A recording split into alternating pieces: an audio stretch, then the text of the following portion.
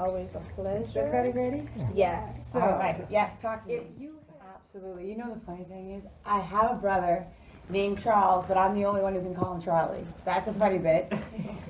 And he got married and fell in love, so it's all good. Right, now he's divorced, but that's okay. So am I. But so his heart is open, I believe.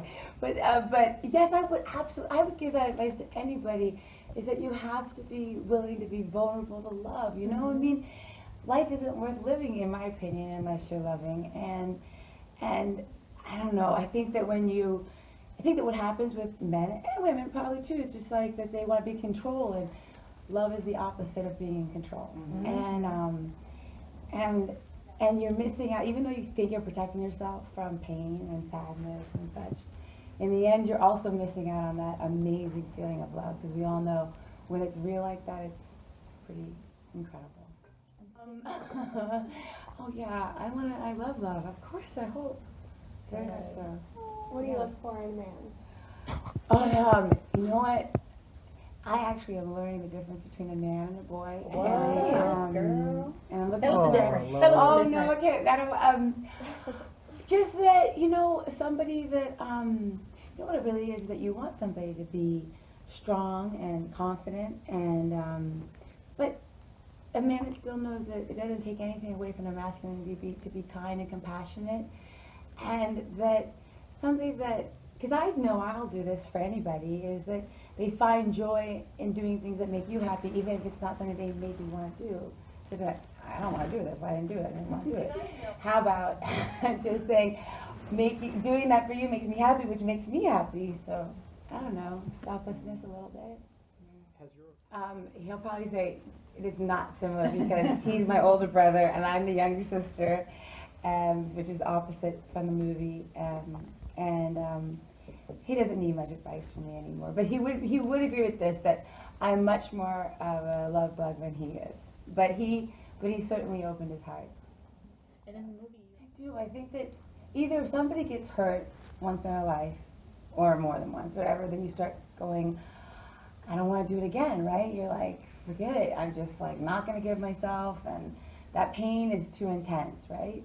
Or you're just scared of that happening, and you're scared of really revealing who you are and that person turning you down, and so then you just stop loving. You just won't open yourself up to it. And I don't know, I guess the thing is, you probably will get hurt sometimes in life, you know, and you just have to keep taking a leap of faith. I don't know, I'm a romantic, and I just think that you're meant to love over and over again if you can't find the right one right away.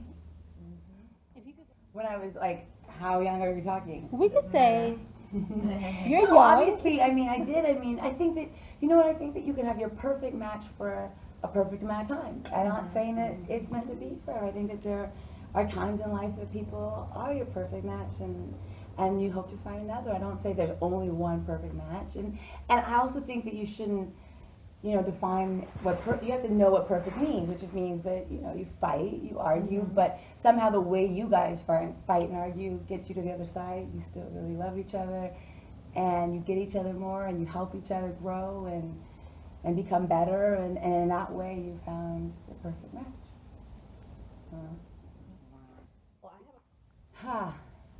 I have been discouraged in the past, but I have faith and am encouraged now. And have been, because I don't think there's any other way to live your life but with faith and with belief and positivity, because I don't think negativity gets you anywhere. And I think our biggest issue, quite frankly, is people go, well, there's got to be more roles for black women or this or that, but no, it's really about people opening their minds and their hearts to understand that we're all human beings and we can play these parts. So somebody told me, a really kind, nice man, you know, I don't think he had a mean bone in his body. He just said, I don't know, how am I supposed to write a black woman character if I'm not black? And I just said, you're just meant to write a human being and have an open enough heart and mind to say it could be played by a black woman or an Indian man or a Korean woman, or I don't know, just to say that we all love and hurt and feel joy the same way. And maybe make little adjustments here and there, but at the end of the day, we're all the same that way. I just think that that's been my greatest frustration, is just people opening up their hearts and minds to see it a different way than normal, or what's been normal. Yes, so. This is true. Yes. This is true. So I still don't know exactly what you mean, like, because, like, I believe in love at first sight. I believe in not playing games and not having any rules. I actually think that that's what gets us in trouble, is that people in general, is that you're like meant to play this game and pretend to be somebody you're not, to then get somebody, but then you've got them, and then they go, who are you? Right. Where'd you come from? You're like, oh wait, I'm sorry, I'm really passionate, crazy, dramatic, romantic person. I'm not that cold fish that you met. Anyway, I don't know what I'm talking about anymore, but you get the idea. I think that you're meant to, you know, be yourself, and that's how you find love. And I don't know if I'm answering your question at all, but for me, I've decided that, you know, you have to take a risk and say, this is who I am, and even if I really like you, you should know this is who I am, and if that's what you're into, great. If you're not, then so be it, and be willing to take that on and move on. Oh God, like a Mission Impossible. I think so. I mean, let's see, I love doing the action. I have a movie coming out that's Warcraft, which is not like Mission, but it's got a lot of action in it. Yeah. And I don't look anything like my character. I'm half orc, half human. So. I love it. But it was a really fun movie to do, and really challenging in that way, and it was action. It has action in it, but it's different. You know what, it helped. It helped, and then I learned more. So when I did Mission Impossible, I had never done my own stunts and such, and so I learned how to box and different kind of, you know, physical defense.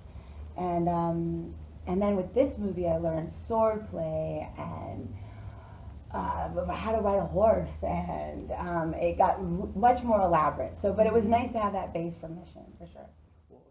You know what, can I do something? I just don't want to talk about anything that's negative about what I wouldn't want to take. There's a lot I wouldn't want to take. Real talk, okay? Let's not even go there. So what do you look for when you get script then? You know what, I look for something that challenges me, that scares me, that's obviously, you know, you want to play someone that's multidimensional, that's lived a life that you haven't lived. So that's the exciting thing about being an actor for me, is that you get this short burst to learn how to be a completely different person. You know, you like, if you're a firefighter, all of a sudden you like get this intense training and you get to do it for this short period of time, and that's the fun of it. So I guess I'm always looking for that kind of excitement and a little bit of fear, you know, that says let's go for it and take a chance. You know what? It's a two-way street in my life. I'm in no position to tell anybody how to live their life. I get advice and I give it, and sometimes I'm wrong and sometimes right. But like I said, for me, what I would say is that I love and I believe in it, and I believe in being vulnerable and giving yourself over to it. So that way, I'm like Sherry, so I'll always encourage my friends to just go for it or run for the hills. You know, I'll be like, girl, it's the same dude. What are you gonna do? I mean, different body, but same dude. Go away, far. I have two questions. Patton was at home. Sorry, I have two questions. One is, what did you do for V-Day? And you want to make me cry? No, I didn't do anything either. I washed my laundry. Rough day, man. Rough day. Jeez. I was single. I'll bring back memories. Yeah. And what would be your perfect date? Should have answered that question. Oh my God, I did laundry. Okay. First of all, I did have a great Valentine, which was my son. But when he went to sleep, I started to think about things, and that was another bit separate. Yeah. So